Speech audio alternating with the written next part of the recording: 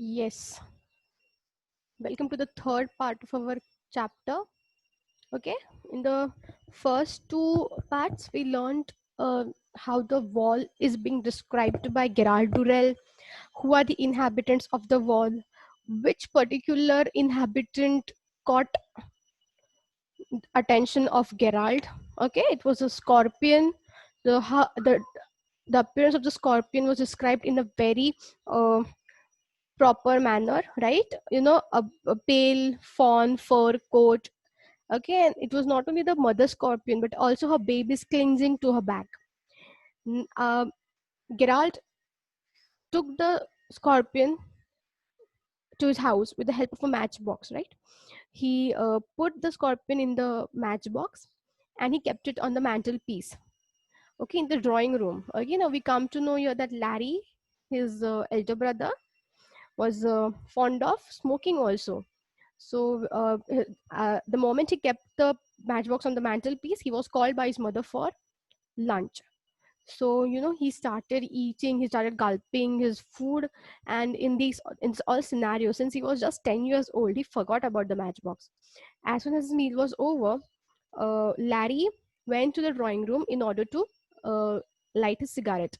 He put he he literally put the cigarette in his mouth and went for the matchbox. Now, at the moment Larry touched the matchbox, Geralt uh, got alert, right? Because who was there in the matchbox? Yes, none other than the female scorpion with the babies clinging to her back.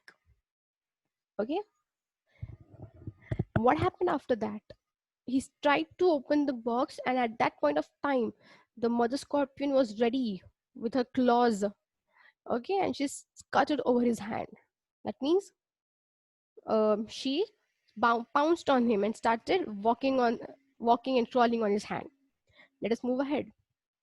He uttered a roar of fright that brought Roger out from beneath the table, barking wildly. Okay, so who is Roger? Roger, yes, the dog, yes, Geralt's pet dog named Roger. With a flick of his hand, he sent the unfortunate scorpion flying down the table, and she landed midway between Margot and Leslie, scattering babies like confetti as she thumped on the cloth. Okay, so with a flick of his hand, he is Larrier. Okay, he sent the unfortunate scorpion flying down the table, and she landed midway between Margot and Leslie, scattering babies like confetti. Confetti, when you are having a birthday party at home, you burst that popper and everything comes out, right? That is your confetti. Okay, as she thumped on the cloth. Thumped is to fall with great force. Okay, thumped. We come to know about two more characters in the story, Margot and Leslie. Okay, they might be Geralt's cousins, Geralt's siblings, or even Geralt's mother and Larry's wife. And with that, there was a rapid change from peace to chaos.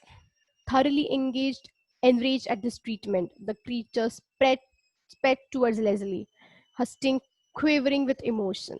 Okay, so now there was silence in the house after the lunch, but within few seconds the silence was turned into chaos. Okay, the peace to chaos, a rapid change from peace to chaos. Thoroughly enraged at this treatment, enraged, that means frustrated, angry. The creature sped is speed towards, that's a past participle form, that is a sped towards Leslie, her sting quivering with emotion. Okay, so where did the scorpion charge? Towards whom? Towards Leslie. Okay, her sting quivering with an emotion. Quivering, that means feeling of wanting to hurt someone. Okay, wanting to use the weapon. So what was the weapon? Sting. Leslie leapt to his feet, overturning his chair, and flicked out desperately with his napkin, sending the scorpion rolling across the cloth towards Margot, who promptly let out a scream that any railway engine would have been proud to produce. Okay, so Leslie and Margot are his siblings, right? So the moment the mother scorpion was approaching Leslie, what did she do? What did he do? He leapt to his feet. That means he jumped, pounced from his feet. Okay, he turned his chair and flicked out desperately with his napkin. Okay, he literally, you do it. No, so when a mosquito comes near you, you shoo it with your hand. So that is known as flickering. So flicked out desperately with his napkin, sending the scorpion rolling across the cloth towards Margot. Now, towards whom is the scorpion going? Towards Margot, who promptly let out a scream. Promptly means instantly, that any railway engine would have been proud to produce. Eek! Look out! Look out!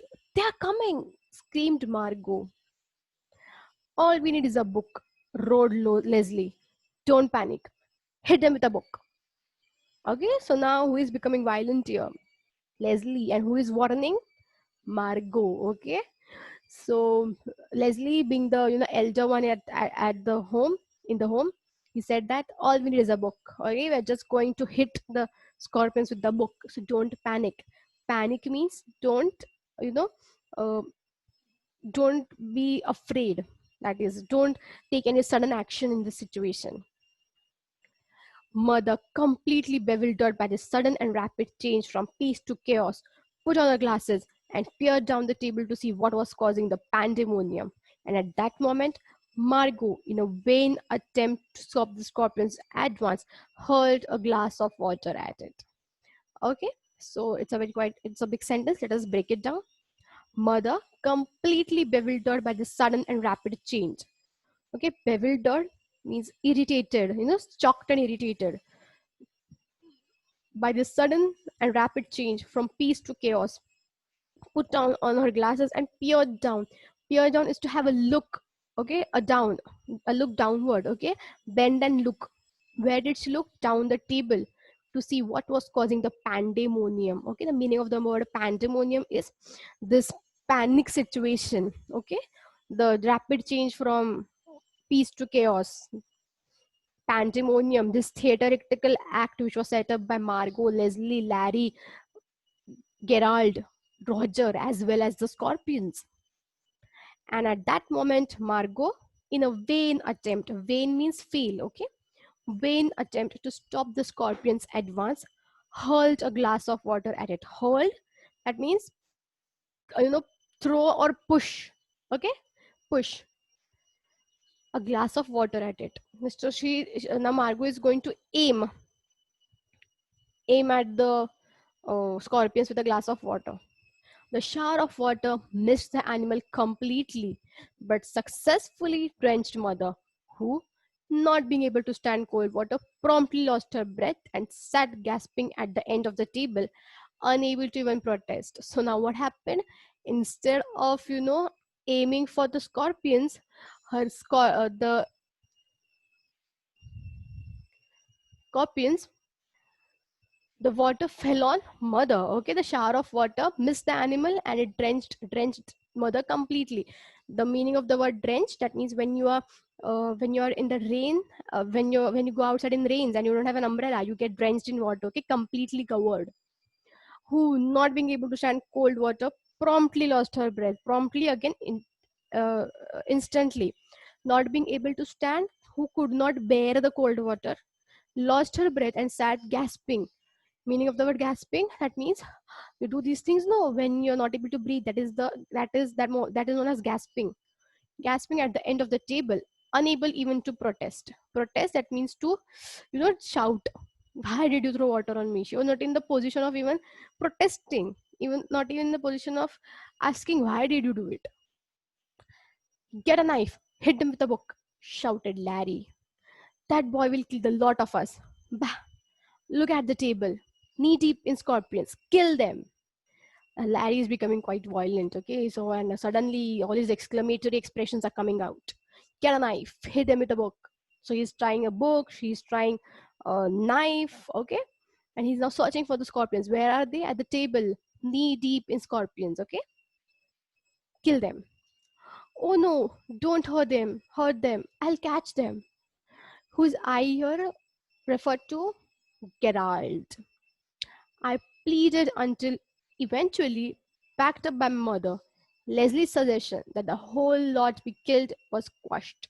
So Leslie is okay. So mother and Leslie both have supported his suggestion of not being violent. Okay. By the time a certain amount of order had been restored, all the baby scorpions had hidden themselves under various plates and bit of cutlery. So all the baby, small ones, clinging to the back of their mothers, they had, hidden below various plates and bits of cutlery. Cutlery is, your forks and spoons. Those make your cutlery.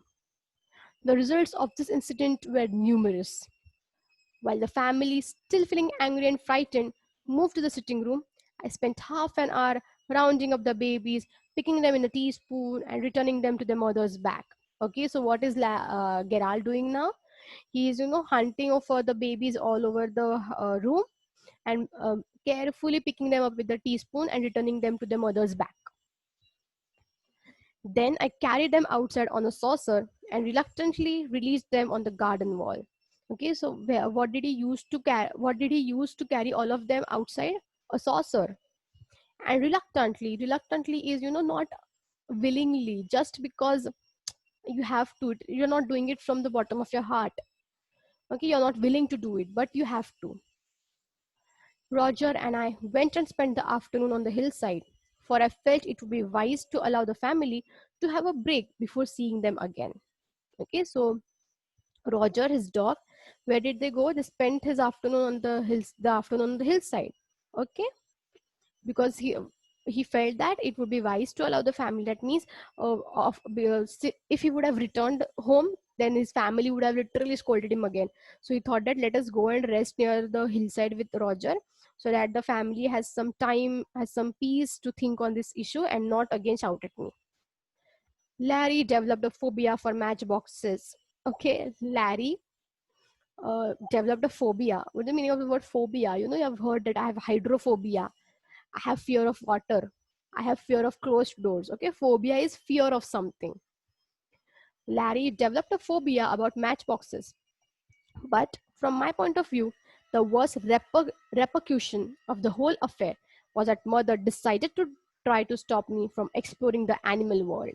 Okay, let us break the statement. But from my point of view, the worst repercussion, the meaning of the word repercussion is impact, okay, result, okay, of the whole affair is that incident which has taken place today at Gerald's house, was that mother decided to try to stop me. Okay, she just tried, okay, tried to stop me from exploring the animal world.